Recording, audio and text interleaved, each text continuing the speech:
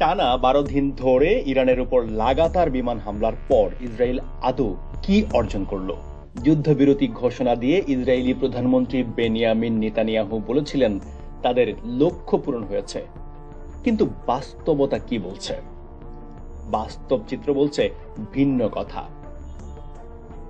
যুদ্ধ শুরু হওয়ার সময় নেতানিয়াহু তার দুটি উদ্দেশ্যের কথা ঘোষণা করেছিলেন, আর তা হল ইরানের পরমাণু কর্মসূচিকে ধ্বংস করা এবং ইরানে সরকার পরিবর্তন বা রেজিম চেঞ্জ করা।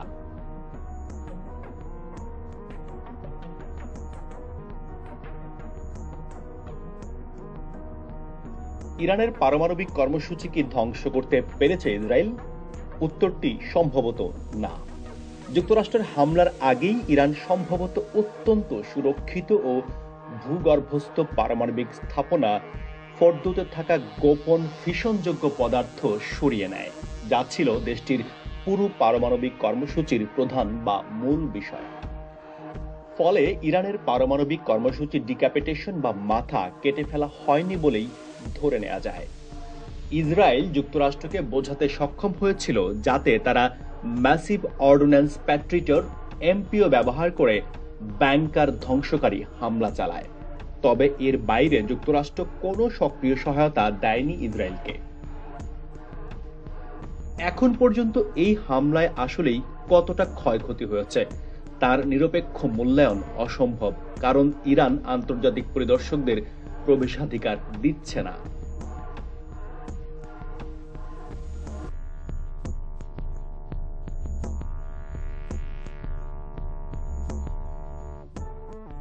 এবার দেখা যাক নেতানিয়াহুর সরকার পরিবর্তনের চেষ্টা কতটা সফল হয়েছে। ইসরায়েল কি ইরানের শাসন ব্যবস্থার পরিবর্তন আনতে পেরেছে? এর সংক্ষিপ্ত উত্তর হলো তারা অনেকটা বিপরীত ফল অর্জন করেছে। ইরানের বিভিন্ন নিরাপত্তা কাঠামোর সামরিক নেতাদের হত্যা করে ইসরায়েল ইরানি শাসন ব্যবস্থার বিরুদ্ধে বিদ্রোহ শুরু করার চেষ্টা করেছিল। ইসরায়েল বিশ্বাস করে শীর্ষ নেতাদের হত্যা করলেই শত্রুপক্ষ দুর্বল হয়ে পড়ে। সেই কৌশলেই তারা ইরানের রেভলিউশনারি গার্ড বাহিনীর শীর্ষ নেতাদের হত্যা করেছে। অথচ এই বাহিনী অনেক ইরানির অপছন্দের হলেও ইসরায়েলের এই হামলার সময় সাধারণ মানুষই সরকারের পাশে এসে দাঁড়ায়। দেশের উপর আঘাত এসেছে, এই উপলব্ধি থেকেই বিরোধীরাও সরকারকে সমর্থন করে। এছাড়া অ্যাভিন কারাগারে হামলা করে ইসরায়েল দাবি করেছিল তারা রাজনৈতিক বন্দীদের সাহায্য করেছে।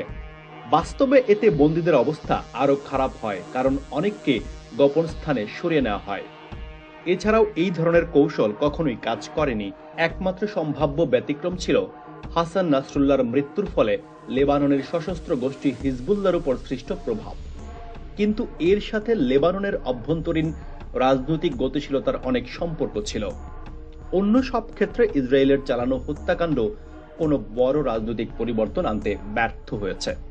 অন্যদিকে ইসরায়েল ডুমসডে ক্লক বা ঘড়ি ধ্বংস কিংবা ইরানি রাষ্ট্রীয় টেলিভিশন IRIB ভবনে হামলার মতো প্রচেষ্টা আন্তর্জাতিক মহলে তেমন কোনো সমর্থন পায়নি, বরং এই ধরনের কর্মকাণ্ড বা হামলা কিছুটা হাস্যকরেই ঠেকেছে।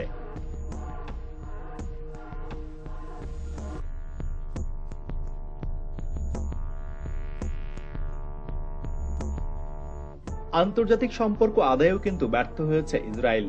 যুক্তরাষ্ট্র পরমাণু হামলা চালালেও তারা সরাসরি ইসরায়েলের যুদ্ধযাত্রায় শরিক হয়নি। মার্কিন প্রেসিডেন্ট ডোনাল্ড ট্রাম্প হামলার পরপরই যুদ্ধবিমান ফিরিয়ে নেন এবং আবারও আলোচনার কথা বলেন, এমনকি ইসরায়েল ইরান উভয়ের সঙ্গে। বিশ্ব নেতারা ইসরায়েলের দৃষ্টিভঙ্গি সমর্থন করেনি। কেউই বলেনি যে ইরান পুরোপুরি ইউরেনিয়াম সমৃদ্ধকরণ বন্ধ করুক, বরং সবাই আগের অবস্থানে ফিরে যান, ইরান যেন পারমাণবিক অস্ত্র তৈরি না করে। ইরানও বলে এসেছে তারা এই বোমা বানাতে চায় না। বিশ্বের দৃষ্টিতে ইরান এখনো একটি বৈধ পক্ষ। ইউরোপ, চীন বা ভারত সবাই তেহরানের সঙ্গে ব্যবসা চালিয়ে যাচ্ছে।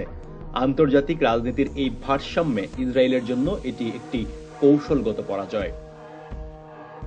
যুদ্ধের শুরুতে ইসরায়েল ইরানের উপর দ্রুততার সাথে আকাশে প্রাধান্য বিস্তার করতে পারলেও ইরানি ক্ষেপণাস্ত্র বহুবার ইসরায়েলের ভেতরে আঘাত হানে, দেশব্যাপী আতঙ্ক ছড়িয়ে দেয় এবং গুরুত্বপূর্ণ অবকাঠামো ধ্বংস করে। এ সময় ইসরায়েলের প্রতিরক্ষামূলক আয়রন ডোম সিস্টেম ক্ষেপণাস্ত্র সংকটে পড়ে এবং দ্রুত মজুদ ফুরিয়ে যেতে থাকে। এর ফলে অর্থনীতি স্থবির হয়ে পড়ে। এটিও ইরানের জন্য একটি সফলতা।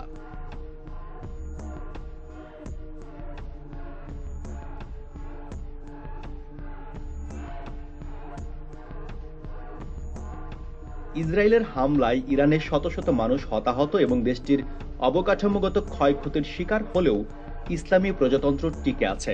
তেহরান ধসে পড়েনি। ইরানি ক্ষেপণাস্ত্র লক্ষ্য ভেদে সফল হয়েছে। বিশ্বে তারা আক্রান্ত দেশ হিসেবে পরিচিতি পেয়েছে।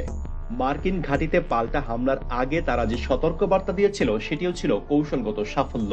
পরিস্থিতি এমন জায়গায় পৌঁছেছে যে ট্রাম্পকে পর্যন্ত নেতানিয়াহুকে থামাতে ফোন করতে হয়। মোট কথা, ইসরায়েল চেয়েছিল ইরানকে দুর্বল করে দুনিয়াকে দেখাতে যে তারা সন্ত্রাস বিরোধী লড়াইয়ের নায়ক। বাস্তবতা হলো ইসরায়েল যুদ্ধ থামিয়ে দিয়েছে, কিন্তু ইরান এখনো দাঁড়িয়ে, যদিও সামনে আরো সংঘাতের আশঙ্কা থেকেই যাচ্ছে।